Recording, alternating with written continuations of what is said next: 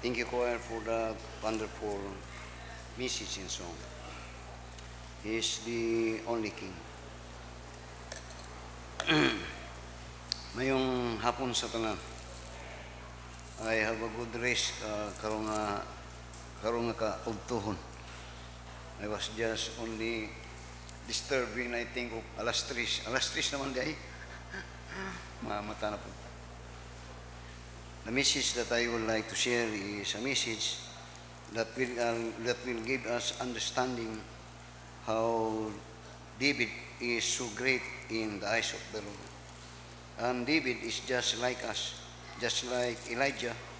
He had weaknesses, but after all those life that he spent for God, God gave him a very good description, and that is the title of our message, A Man After God's Own Heart. Now, this description was not given to Abraham. It was not given to Joseph, not even for Daniel, but it was given to David. And if you remember about Abraham, about Joseph, about Daniel, compared to David, they are more for us noble than David. For David clearly is a sinner. But at the end of his life, after the church was built of God, in the book of Acts, in chapter 13 and verse 22, he was described a man after God's own heart. What does it mean? A man after God's own heart. At tao na may samang kasing-kasing niya dinha sa Ginoo. I said, what it mean when he is described a man after God's own heart? Then you will find the answer in the same verse. Yun niya, and I have found David, the son of Jesse, a man after God's own heart. What that mean? Which shall fulfill all my will. Which shall fulfill all my will. Now, to understand clearly, kini si David, nga gis-describe sa Ginoo, a man after God's own heart. Kini, gwapo kung i-compare nimo sa first king of Israel, kang Saul. A man after God's own heart. You will find that when you compare it to the first king of Israel, kang Saul. Now, when I'm studying it, I prayed God, Lord, how I wish nga parehas kong description kang David. How I wish nga anang description na ako kang David. Then, I was encouraged to study why God described this man as such a man after his heart. Dayon, akong tanawon kong gagalingon, o kung inyong tanawon yung kagalingon, murag maglisod. Pero kung imong tanawon si David, i-compare nimo sa imong kagalingon, then you will find that, Lord, pasig pwede ko. Now, only God knows. But the good thing is, doon ay maayo nga desire when you want to be like of David. Now, I said, let us compare a little about Saul and David. Then, let us learn why God said, this man after God's own heart. Unsang naa sa kasing-kasing, unsang naa sa una-una ni David. Now, compare with Saul, you will find that kung mong tanawon, bugat ang mga sala ni Saul, pero kung mong tanawon, humanly speaking, mas bugat kang David. Mas bugat si David. Now, tanawon ka sa 1 Samuel, let us study, first of all, in comparison with these two first king of Israel. Now, you see, God had chosen Saul to be the king. Si King Saul ba? Siya ang nagpapili, o siya po lang nagpili kang David. Pero kung tanawon nimo ang qualities ni King Saul o ni King David, si King Saul taas, guwapo, kusgan, macho. Si David, dili. Si David, murag paripalas lang siya ni Gilmer. Guwapo pa si Gilmer. Pero when he was chosen, David was chosen, his choosing is not on the outward appearance. When men choose Saul, it was on the outward appearance. Pero sa Ginoo, it is not after outward appearance, but in the inner person, in the heart of the man. Kang David. Muni ang usa nga makita na mga difference nila. Nga usahay kita po, when we choose people, we choose on the appearance. Usahay, di ta mo choose, niya tumbutang, na di na to makita, which is in the heart of a person. Pero ang Ginoo, kung magpili siya, it is not on the appearance, but in the heart of the person. So you will find there, makita ni mo later on, he was found out to be a man after God's own heart. Now, tanaw sa 1 Samuel. 1 Samuel chapter 13. Dito si study, this, now both of them are sinner. Si Saul o si David was a sinner.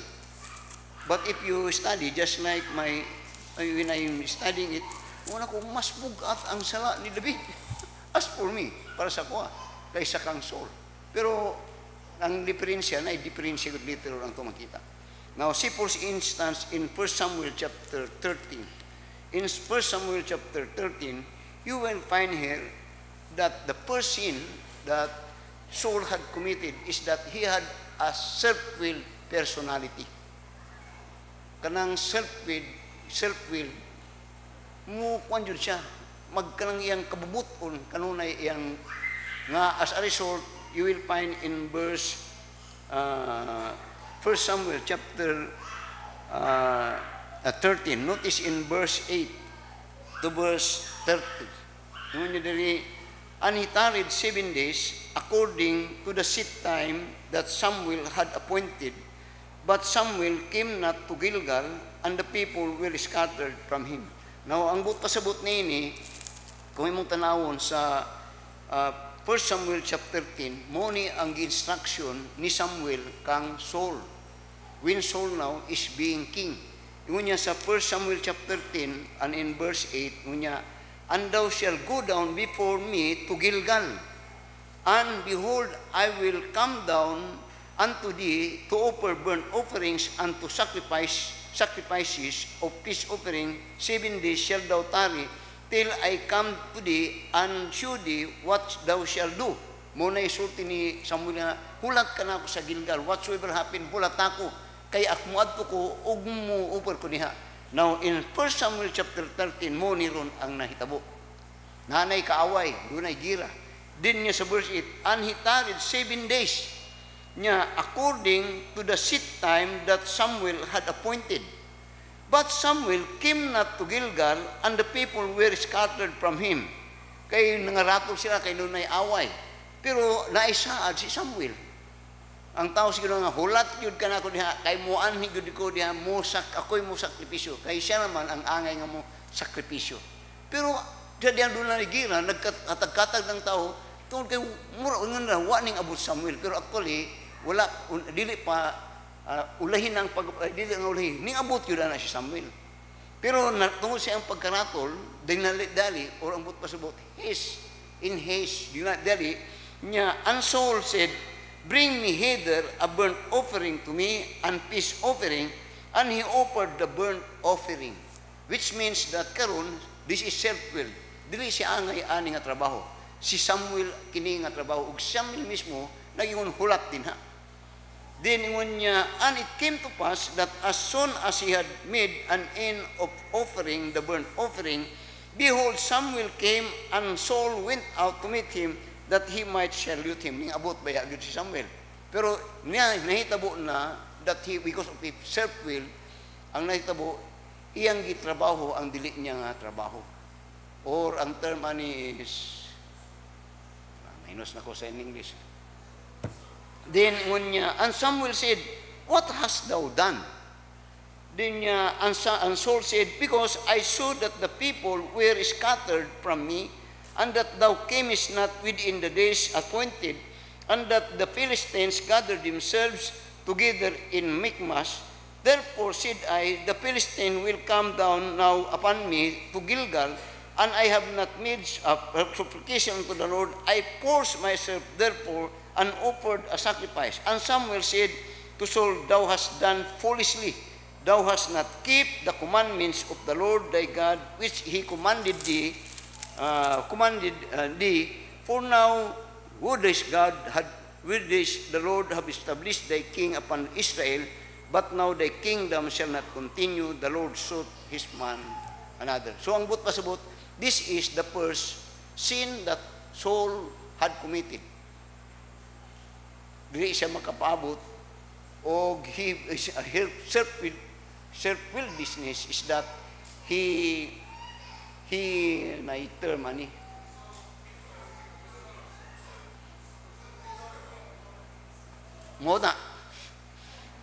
Muna. He worked the work that Samuel, in which God had given to Samuel. He usurped the authority of Samuel. So, then in 1 Samuel chapter 15,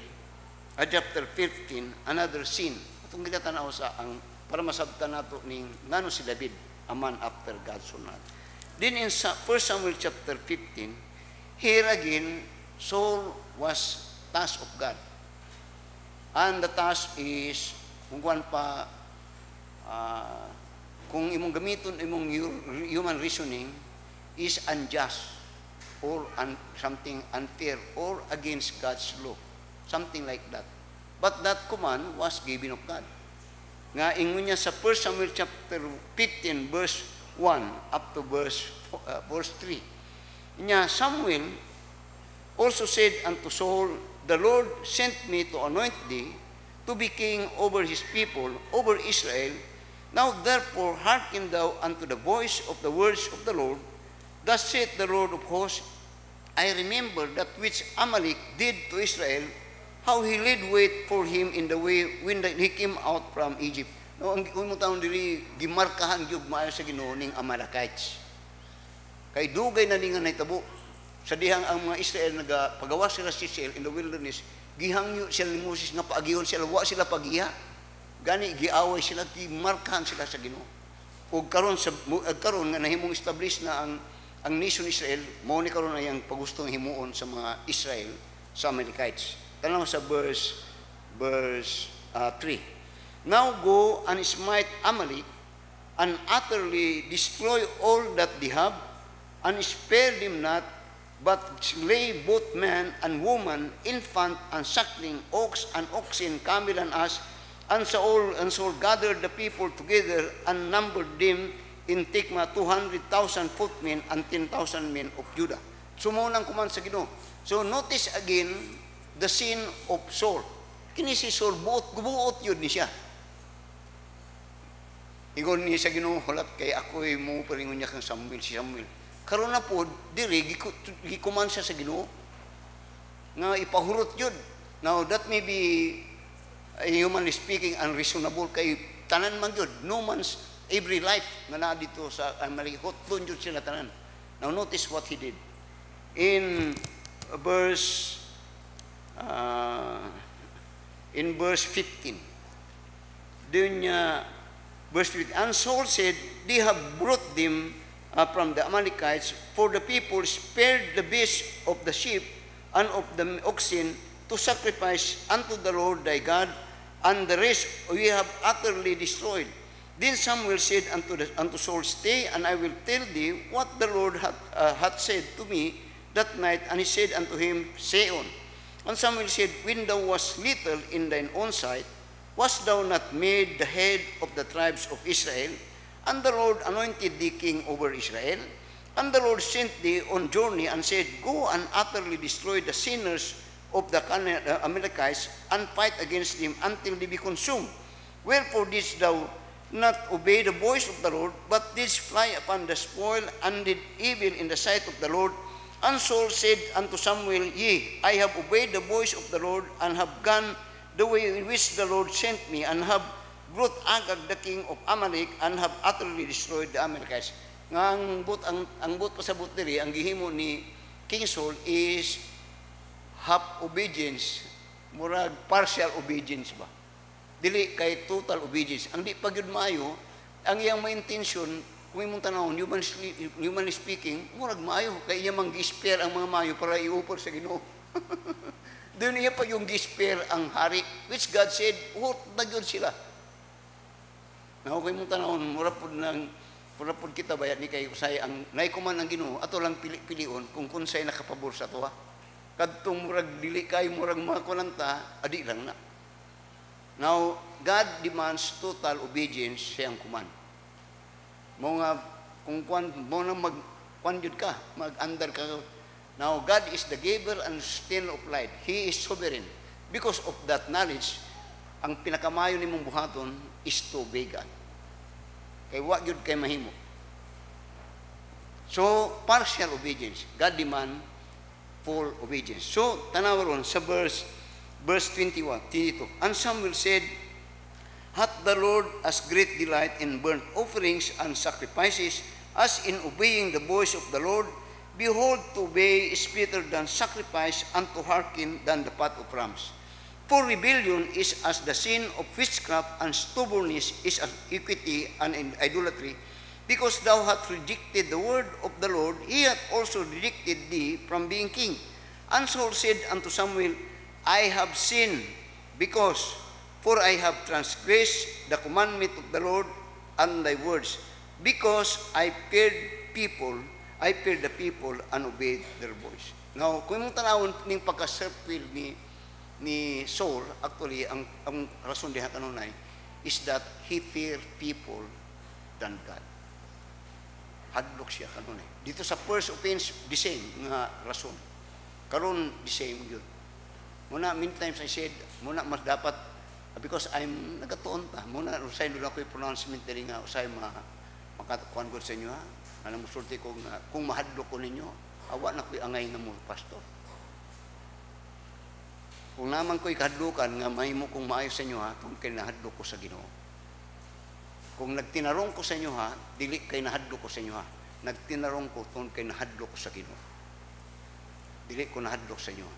Nahadlok ko sa Ginoo. Mga magtinarong ko, dina sa inyo, ha. Kini si Saul, dili. Now, that is the first two sins that Saul had committed. Now, notice in 1 Samuel chapter 22. Atong ginatanaw ni ilang mga sala, kaya ito pong tanawon ning sala ni David. I hope nga inyong ginatanaw ting sala ni Saul. Kaya atong tanawon ang sala pod ni David. Para atong makita nganong siya man, nga naman ang iyang description. Now, tanaw sa 1 Samuel chapter 22. 1 Samuel chapter 22. Pasaylo ako ninyo kay murag ang atong kwan. No. 2 Samuel, I'm sorry, 2 Samuel. I think 2 Samuel chapter 22. 2 Samuel chapter 22. Kung di pag yun mo murag dili na ni mayo. Kadtong numbering of the 12 tribes.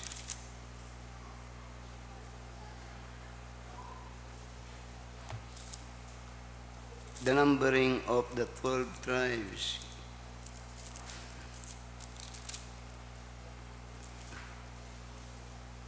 Na, do you remember katong the numbering of the 12 tribes? Ha? Asa to? 24. 1 Samuel? 2 Samuel 24. Tabangi ko, tama. 2 Samuel chapter 24. Another sin that David, dili ni kang Samuel, kang kuni. 1 Samuel chapter 22. Forgive me. 1 Samuel chapter 22. Another sin. Nga very grievous sin. 1 Samuel chapter 22. Tanaw mo sa verse 17. O verse 16 to verse 18. 1 Samuel chapter 22. verse 16. And the king said, Thou shalt surely die, Ahimelech is the priest, thou and all thy father's house. And the King Saul, said unto the footmen that stood about him, Turn and slay the priests of the Lord, because their hand also is with David, and because they knew when he fled, and did not shew it to me, but the servant of the king would not put forth their hands to fall upon the priests of the Lord. And the king said to Doeg, Turn thou and fall upon the priests. And Doeg the Edomites turned, and he fell upon the priests, and slew all that they 85 persons that did wear a linen of ephod. Kini ang sulo ikagrabe nga sala na pud ni Saul. In which kini si David at this time is a running fugitive.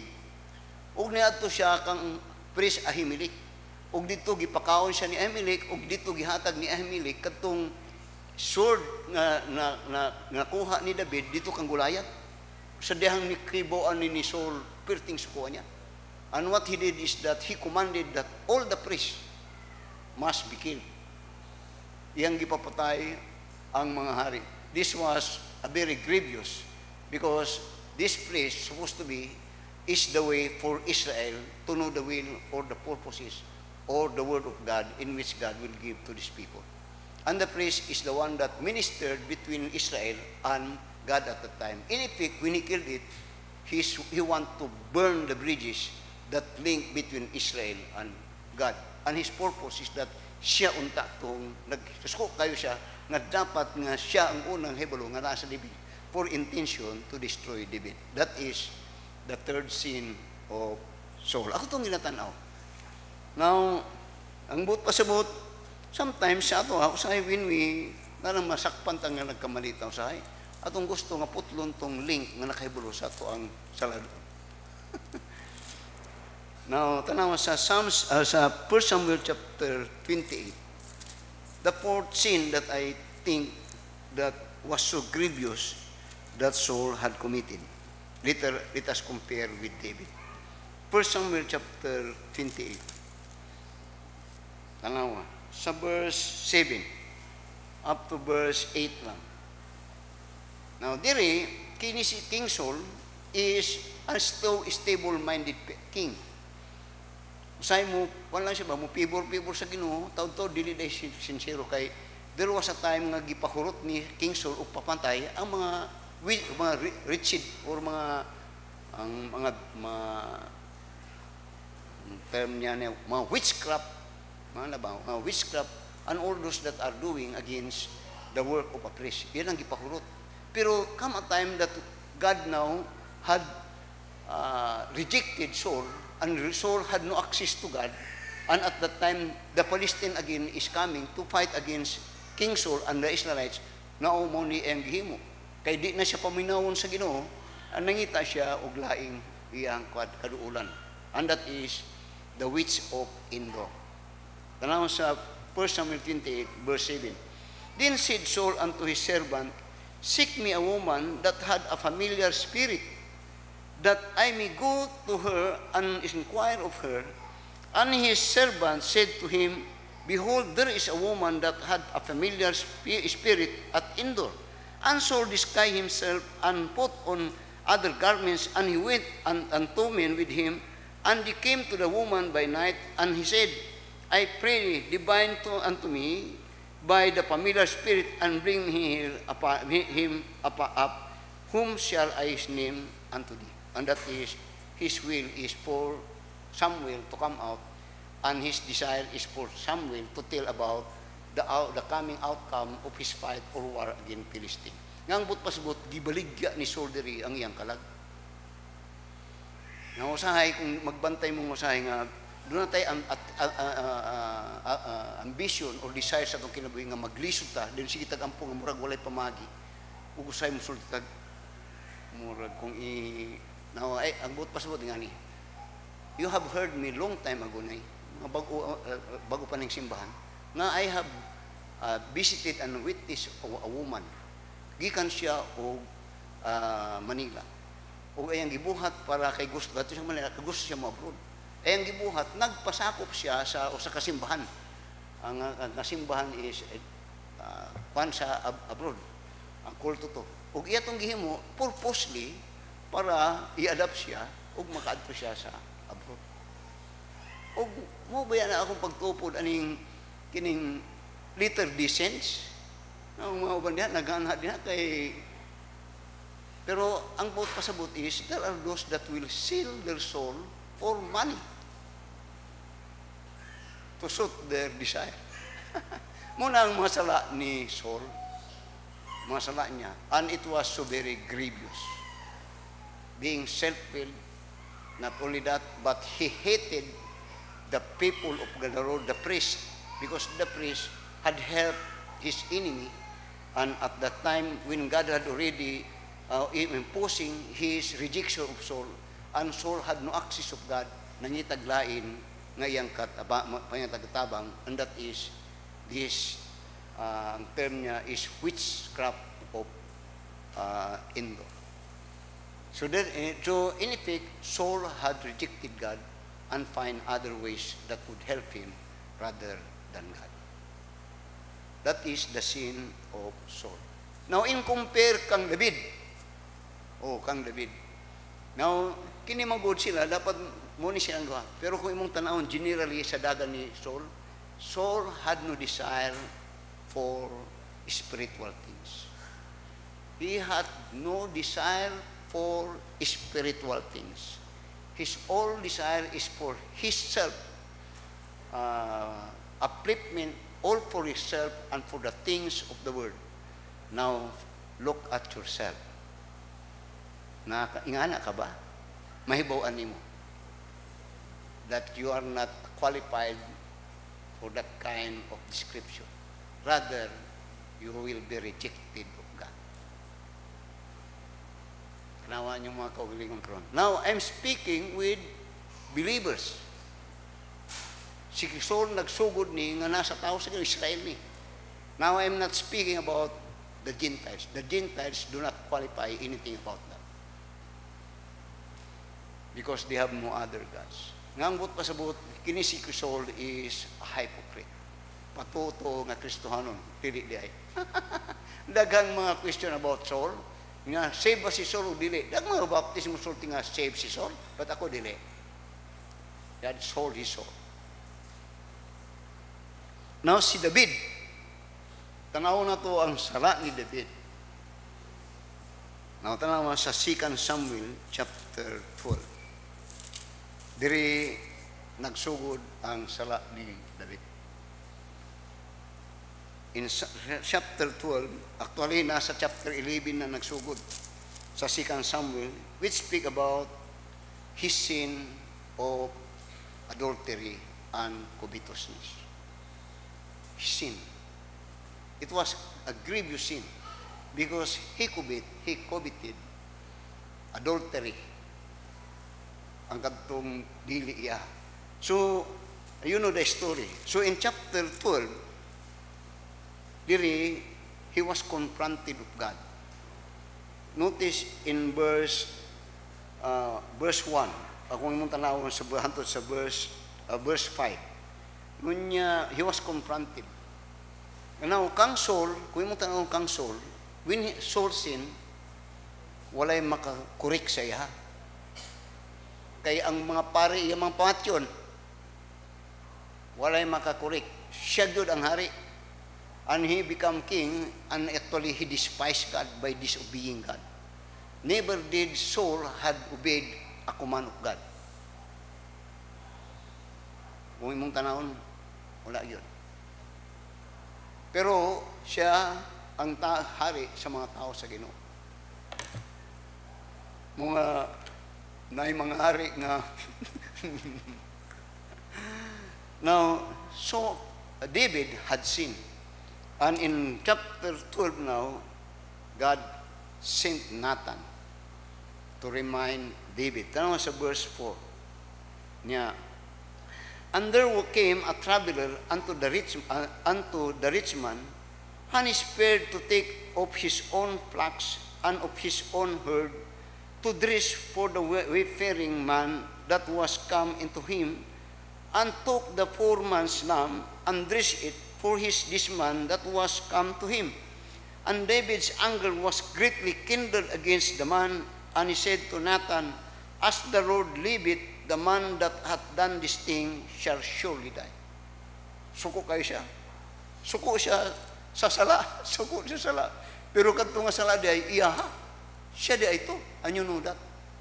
Now you see, lisod ba ng madakpanta nga kita mismo nga kwan? Okay, din hari ka na. Ulaw kayo na. Ang normally kung hari ka o presidente ka, i-silence ni mo itong bulgar sa imong kabuang. I-silence. But notice what David said. He hates sin. But that sin was his sin. So how could he react when he was being rebuked by a man of God? So notice, in verse 6, And he shall restore the lamb fourfold, because he did this thing, and because he had no pity. And Nathan said to David, Thou art the man. Thus saith the Lord God of Israel, I anoint thee king over Israel, and I deliver thee out of the hand of Saul. And I give thee thy master's house, and thy master's wives unto thy bosom, and give thee the house of Israel and Judah, and if that had been too little, I would moreover have given unto thee such and such thing. Wherefore hast thou despised the commandment of the Lord? Then notice verse 10. Now therefore the sword shall never depart from thine house, because thou hast despised me, and hast taken the wife of Uriah and the Hittite to be thy wife. Thus saith the Lord, Behold, I will raise up evil against thee out of thine house, and I will take thy wives before thine eyes, and give them unto thy neighbor, and he shall lie with thy wives, and in thy sight. Now when I'm speaking about, kaya nagatuon ko ano binimo, I could recall my life as unbeliever. Kay, to be honest, muna nga makahinumdum ko sa akong kagahapon, sa dihang dili ko luwas, nagapangayo ko hantod karon og pasaylo sa Ginoo.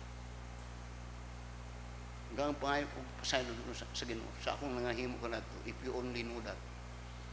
Maybe it is a light thing to some, but for me it is grievous. And I ask God forgiveness because at that time I hurt God. Nagapangayo yun ko nagpasaylo. But I know that I am forgiven. But when I think of my previous sin, I always say, Lord, pasaylo agad ko. I did it in ignorance and innocence. I have not known thee before, but I ask. Then, sa kakong kinabuhi ko, to be honest, I accept it if that be may resulta niyan. Accept it.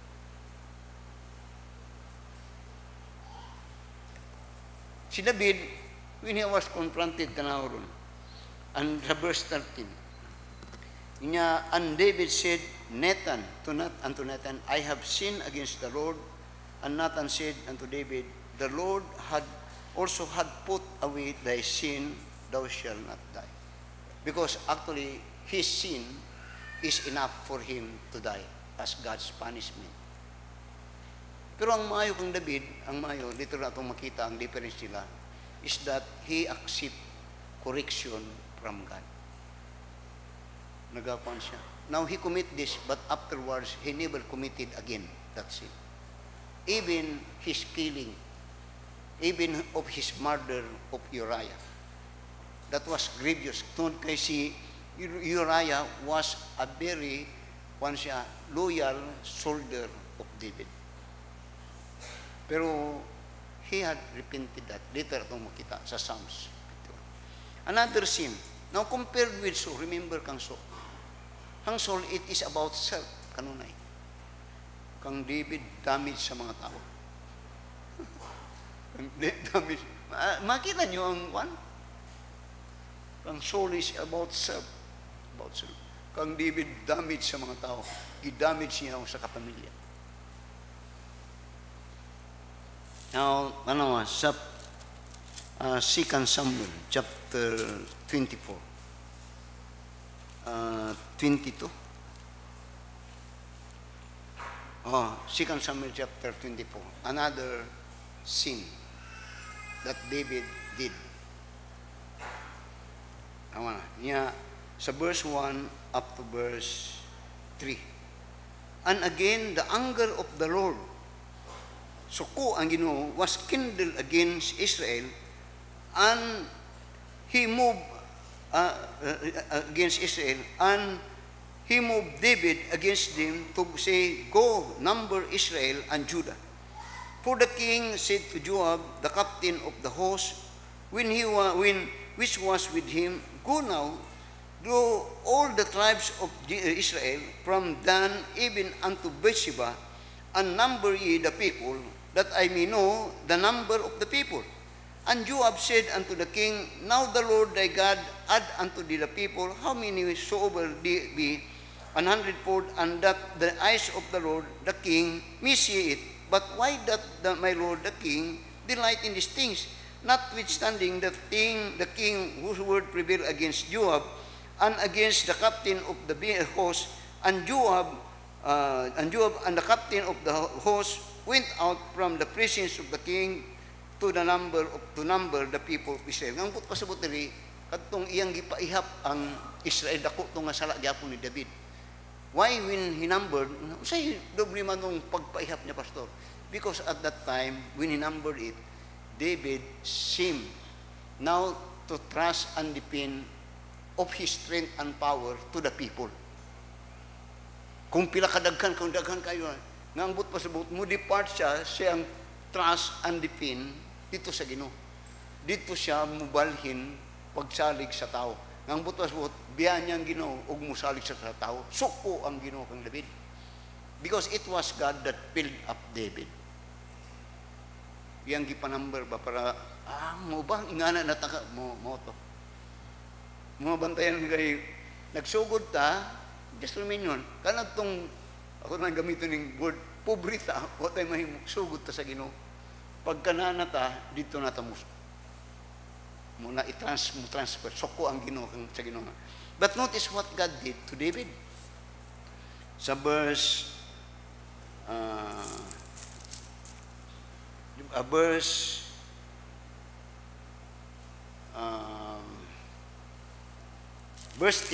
Sa verse 10.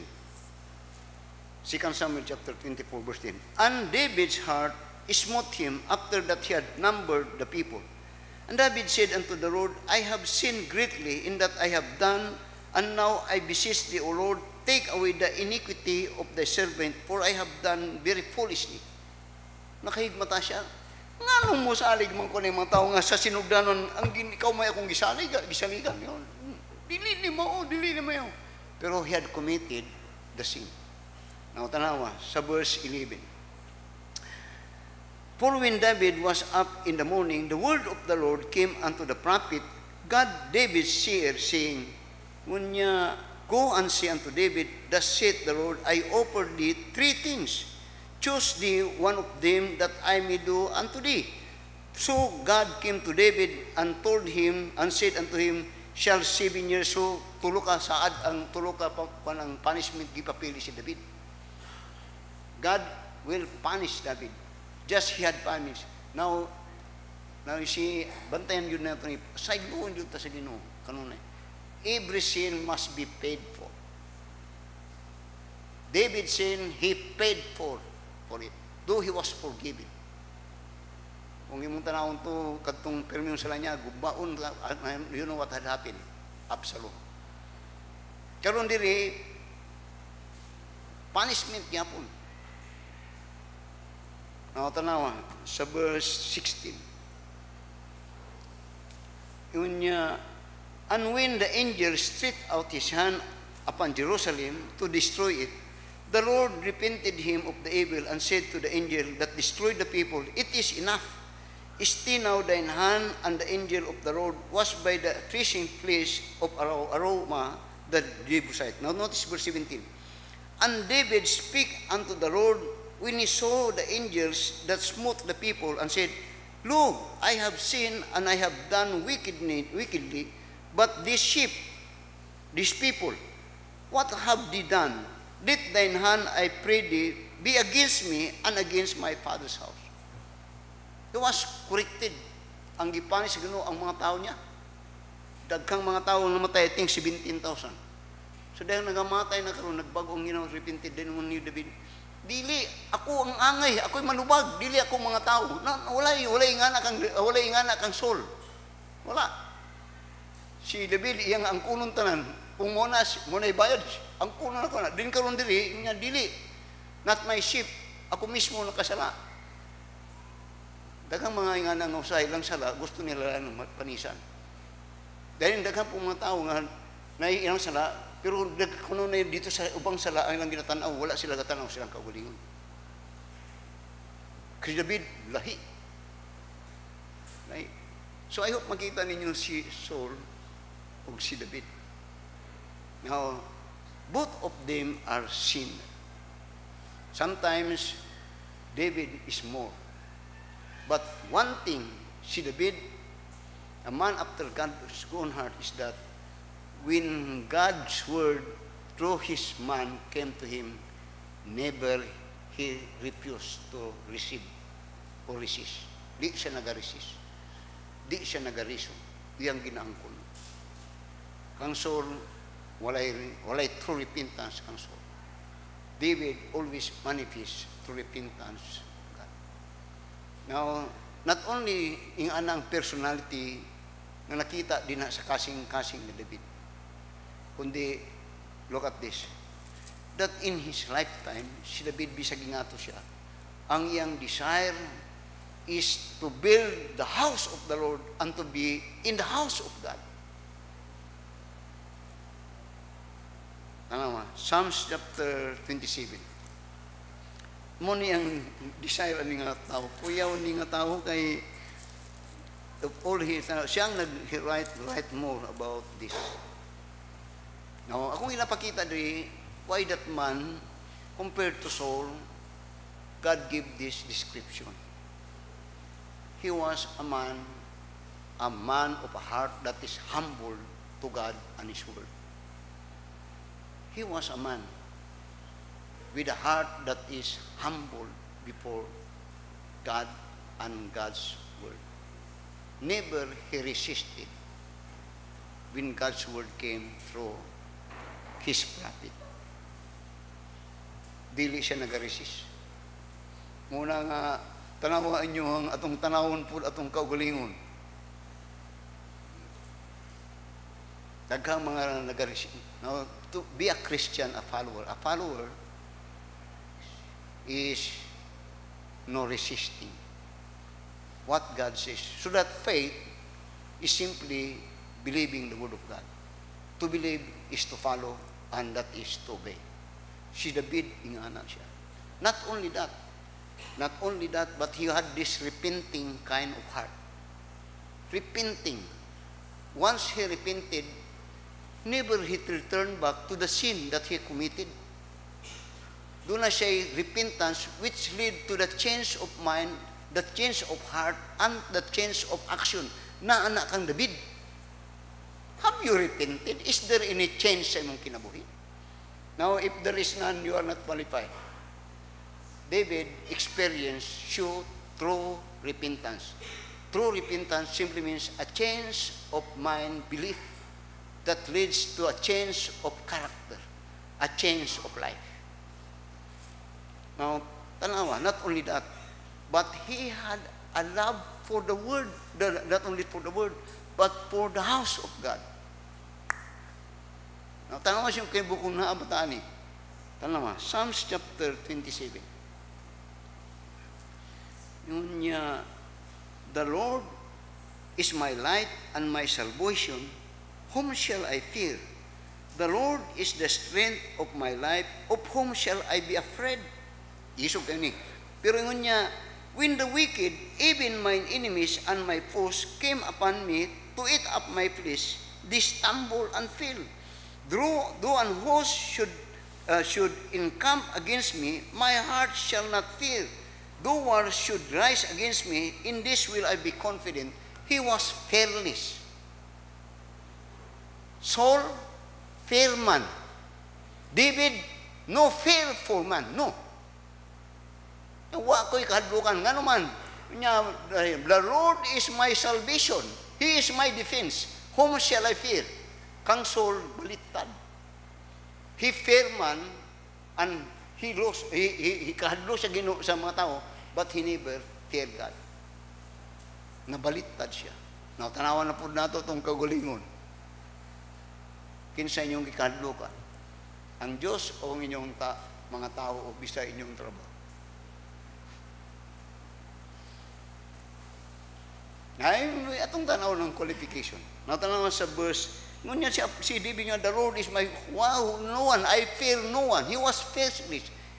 All Israel fear Goliath. David never feared for it. He was unexperienced. Why? Because he knows his Lord. The Lord is my defense. Whom shall I fear? Din tanawa sa verse 4. Psalms 27. Tanawa yang kasing-kasing. Bigon ang pagsalig niya sa Ginoo. Then one thing have I desired of the Lord, that will I seek after. This is the thing that I desire. Even napalibutan ko mga kaaway, kini ang akong gusto. His heart is not only for God, but for the house of God. Doon niya, the Lord, that will I seek after, that I may dwell in the house of the Lord all the days of my life, to behold the beauty of the Lord, and to inquire in His temple. One thing I desire. Do you have that desire in your life? To be in the house of God on Sundays? Wala ay, usay, hapit na mo manigulang na mo, hapit na minyo na mo, sige lang pag pasultihan siya ng mama, oy, magsimba ta kay, kung sama, Domingo na ba nun? Oy, magsimba, taga Domingo, taga Sabado, kung sa kaklase, wala yun ka na, you will never be like that. Sige lang sultihan, pag-ilis na kay Domingo na, pag-ilis na kay Pagbigo na kay Domingo. Yung mama, hapit na mamatay, mura gyapon ang yung abilidad. No desire for one thing he desired, no desire for the house of God. No desire. Oh. David, binyo, Domingo karon yang hapon, maghuna-huna na po kung siya walihon pagkakuan. Sa Wednesday, taod-taod, sa apel na po ang Domingo. May exciting day, God knows that is Sunday.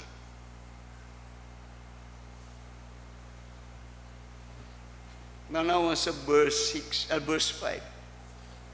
niya, for in the time of trouble, one thing I desire in this life, to be in the house of God. Di niya, for in the time of trouble, He shall hide me in His pavilion, He shall, in the secret of His tabernacle shall He hide me, He shall set me up upon a rock. Tanawa sa chapter 26, and in verse 8. Di na, 27 na to. Sa 26, tanawa. Ngunya, Lord, I have loved the habitation of Thy house, and the place where Thine honor dwelleth. Nabata na? Muna sa Psalms 122 verse 1 niya, I was glad when they said unto me, let us go into the house of the Lord. Nawagbantay mo ani, kabong mga ginikanan, balittaran ninyo ni. Maayo man ni, pero ayaw tugtangay nga ni. Nga ang inyong anak, moo'y magpahinumdum sa inyo ha, nga musimba sa adlaw nga panimbaho.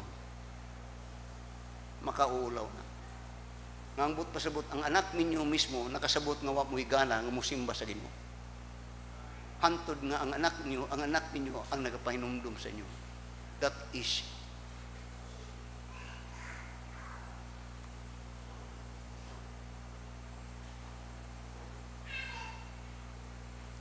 First Chronicles, tanaw na to si David. How he loved the house of God.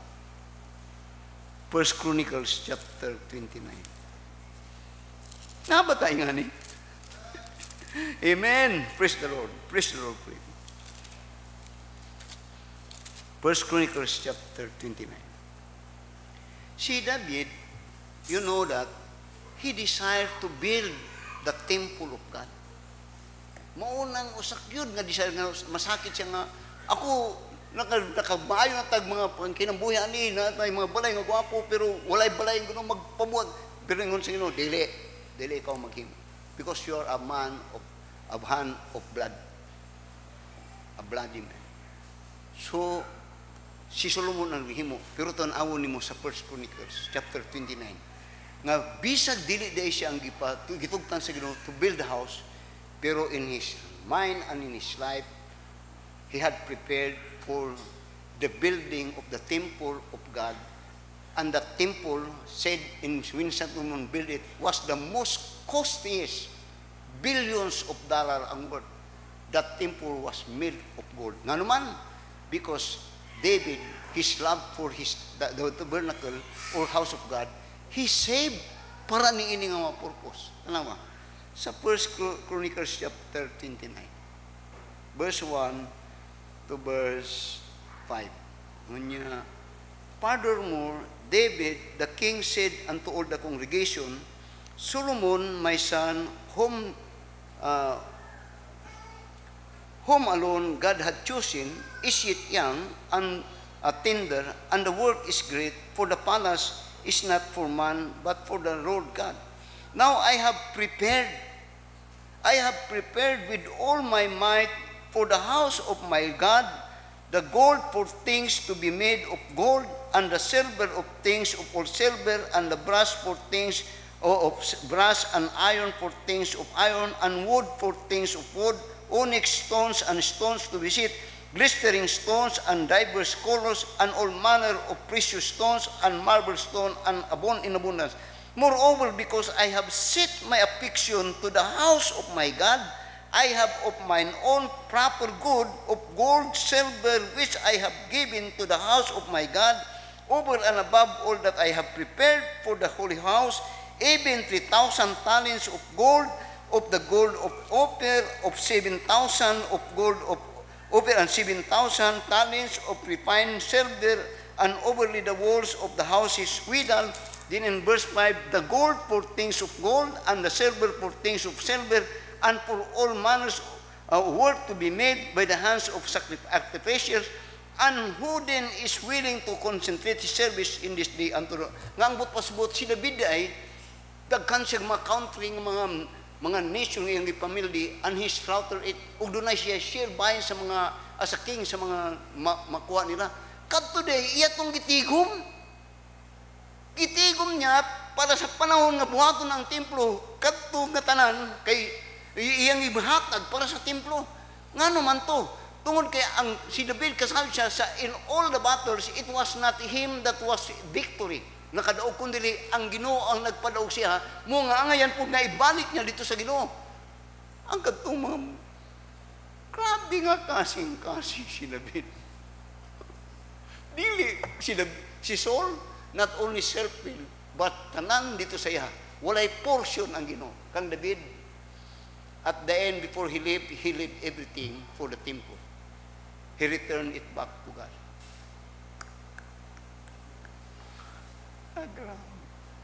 Now I said, when I'm studying it, I came to that thinking, Lord, how I wish nga may ani ko nga sama sa description ni David. Kagwapo. David, who not only was the greatest king, he was so much tremendously blessed of God. He enjoyed his life. The Bible said he died in a good old age. He ended his life returning everything to God.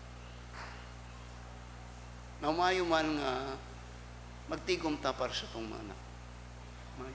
Ako gatan ako na. Pero bisag ka ng kanaan. Ng kanaan, ganakuan ako na for the church. God knows that.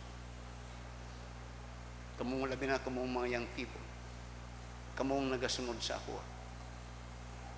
Nana, kanang sultan mo ka ng kanaan, I learned that kay kanato sa panahon ni Pastor Siat, para kasabalon mo. Sa panahon ni Pastor Siat kanato, barato ang yuta sa Davao. Kay 1958 pa man to, 1960s pa man to, barato. Wala agad siya ng mga gluti, wala agad. It takes them almost 70 years, 60, 70 years, una nakakuha gamay nga property. It cost them much. Muna akong ginatanaw sayang, no? May paning ubang mga southern ka na to, kaya nakakusi sila mga property. Muna akong ginahuna-huna.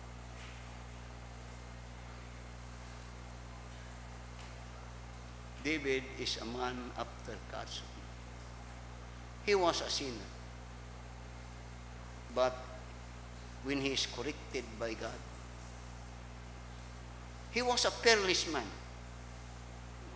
Wa ko'y kahadlukan. The Lord is my salvation. Wa ko'y kahadlukan ng tao. Hadlok siya sa Ginoo. Wa siya kahadlok ng tao.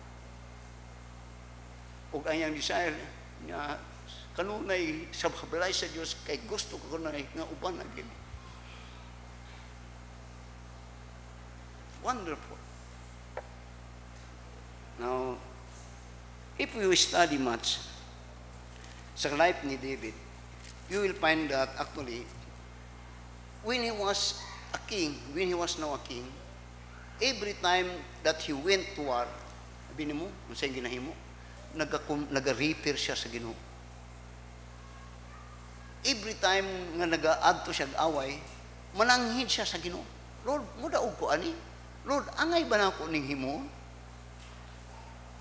Then when God said, go, he will go. When God said, no, the Kenite will give you to Saul. No, hawa siya. Sundon niya ang Ginoo. Now, unsang libot pa sa niya na. Now, the book of Psalm is about praise and prayer. Pagdayay kung pagampo.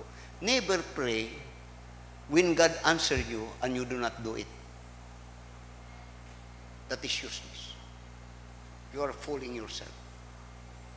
Then do not make a reason nga, buhaton ako ni para magkuhan ko sa Ginoo and you are not doing it. Do not fool God. You could not, dili nimo mabakakan ang Ginoo. Di nimo matikasan ang Ginoo. Kay bulo ang Ginoo. When you tikas, ang imong gitikasan, imong kagulingon, dili ang Ginoo. You could not fool God. When you try to fool God, you are fooling yourself. Daghang mga fool, mga Christian. Kamong mga batanon ayaw gyud partisa lang ilad-ilad sa Ginoo. Nga rason-rason ninyo ang Ginoo. Ayaw gyud. Sulti sa timo. David is a man after God's own heart. And he wrote the book of Psalm. Majority of the book of Psalm. Then let me read this by conclusion. Psalms, my favorite. Psalms chapter 23. Oh my, si David. Muna yang in his old age niya, the Lord is my shepherd, I shall not want. He wrote this by experience. Dinungon niya, He maketh me to lie down in a green pasture. He leadeth me beside the still waters. He restoreth my soul. He leadeth me in the paths of righteousness in His name, for His name's sake. Yea, though I walk through the valley of the shadow of death, I will fear no evil. For thou art with me, thy rod and thy staff, they comfort me. Thou preparest a table before me in the presence of mine enemies. Thou anointest my head with oil, my cup running over. Then surely goodness and mercy shall follow me in the days of my life, and I will dwell in the house of the Lord forever. I will dwell. A man after God's own heart. Let us all stand up and let us pray. Oh, dear Heavenly Father, Lord, you have heard my prayer this morning. I said, Lord, how good it is if that description will be to me also. Though maybe I may not qualified humanly speaking on me, but you know the heart. It is the heart that matters most. Because when I always consider the outward appearance. But thou knowest the heart, and nothing is hidden from thee. May it be true sa among mga sa kanamo, Lord, as this church is, as we believe and had manifest our faith unto thee. Help us, Ginoo, that in a simple way we have touched your heart, and that desire to follow and to be thy will. That in our prayer, when we prayed and when God's word came, we will obey. Just like David, when he prayed to God and God says something that he will do, he obeyed. Sometimes it may not be in accordance to his desire. Sometimes it is may be hurting, but he prayed for it, then he will follow it and he will obey it. Lord, help us not to be self-willed, just like Saul. Saul is a man that is self-willed, a man who fear man rather fear God. Lord, tabahin kami to learn to fear Thee, because to fear Thee, you have said, is wisdom. Lord, you have blessed us and blessed us tremendously. Bless again this message, I pray, in Jesus' name. Amen. A man after God's own heart.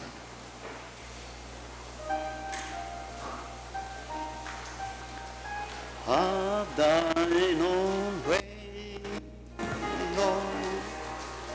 Have thine own way.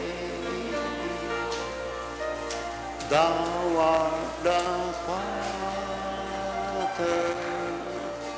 I am the clay.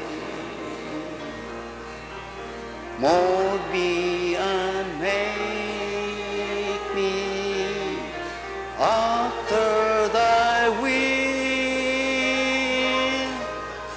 while I am waiting, yielded and still. Have thine own way, Lord. Have thine own way. Search me and hide me, Master, I pray. Whiter than snow, Lord, wash me just now, as in thy presence humbly I bow. Have thine own way, Lord. Have thine own way. Wounded and weary, help me, I pray. Power, oh power, surely is thine. Touch me and heal me, Savior divine. Have thine own way, Lord. Have thine own way. Hold all my being, absolute sway. Fill with thy spirit, till all shall see Christ only, always living.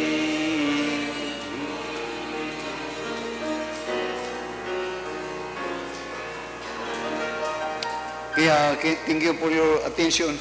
Pray for me, for my eye. Akong Bible reading ka na ito, mo hurot ko, usahay, mo consume ko kapin oras mag-Bible reading. Karon mga wapay 15 minutes, akong mata siga kayo pagsugod, pagkataon mag-dim na.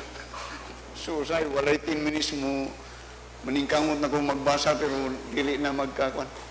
Muna kung magbasa po ko, dili mo mag-ananan ng tao. Muna gahunan ko, nuwagi mabot na yun ang panahon.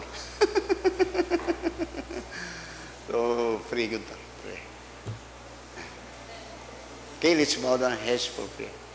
Our most gracious and loving Father, we return back unto Thee all the honor and glory of what Thou hast done in answer of our prayer, Lord, in this Sunday's worship services. We pray, that Thou art being exalted and Thy word is being honored because we will follow and obey it.